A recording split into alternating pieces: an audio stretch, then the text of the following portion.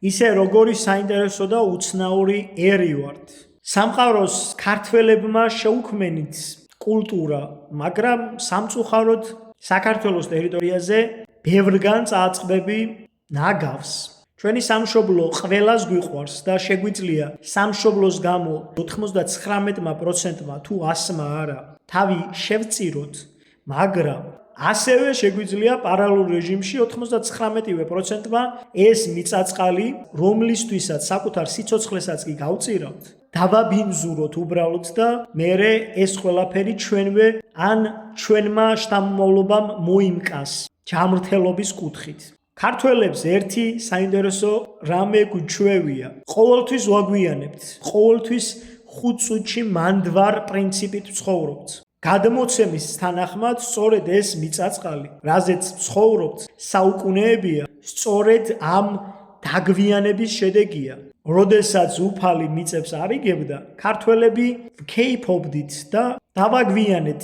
უფალმა კი, როგორც დიდებულ ერს, საკუთარი სამოთხე დაგვითმო. ქართველისთვის სტუმარი ღვთისაა, საიდან იღებს ეს წინადადება სათავეს? არსებობს ვერსია, რომ თავად უფალი მოვიდა ჩვენთან სტუმრად. არის ბევრი ვერსია თუ სად იზრდება იესო ქრისტე, ზოგი იძახის ეგვიპტეს, ზოგი იძახის ინდოეთს, ზოგი იძახის შორეულ აფრიკის მიწებს, მაგრამ ყველაზე რეალური ვერსია მაინც მგონია საქართველო, კერძოდ ლაზეთი. დიახ, დიდია შანსი იმისა, რომ უფალი იესო ქრისტე საქართველოს ტერიტორიაზე არის გაზრდილი. სტუმარი ღვთისა, რატომ არის სტუმარი ღვთის? იმიტომ რომ თავად განკაცებული ღმერთი იესო ქრისტე მოვიდა ჩვენთან სტუმრად და ჩვენ რასაკვირველია როგორც სტუმარს ისე დავხვდით.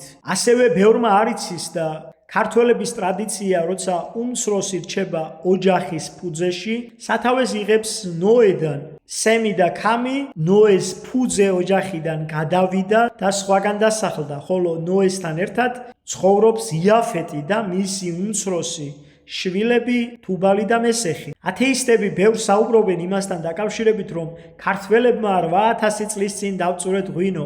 ამით ცდილობენ ჩვენს მოთაფლვას, რათა ათეისტურ დოგმებზე გადავეწყოთ. შეიძლება ბევრს ეს არ ესიამოვნოს, მაგრამ ჩვენ ქრისტიანები ვართ. ღვინო პირველად დაწურა ნოემ. 1 წლის მერე კი გასინჯა ეს დაწურული ღვინო და თავის შვილებსაც გაასინჯა. ეს ყველაფერი მოხდა ლუბარის მთაზე, რომელიც სავარაუდოდ არარატის ძველი სახელია. არარატი არ არის ამ მთის რეალური სახელი და არარტა არის ურარტუდან წარმოებული სიტყვა. ნოეს კიდობანი კი ურარტუელებზე ლამის 2000 წლით ძველია. სემი და ქამი წასული არიან ოჯახიდან, ხოლო ფუძეში არის დარჩენილი იაფეტი.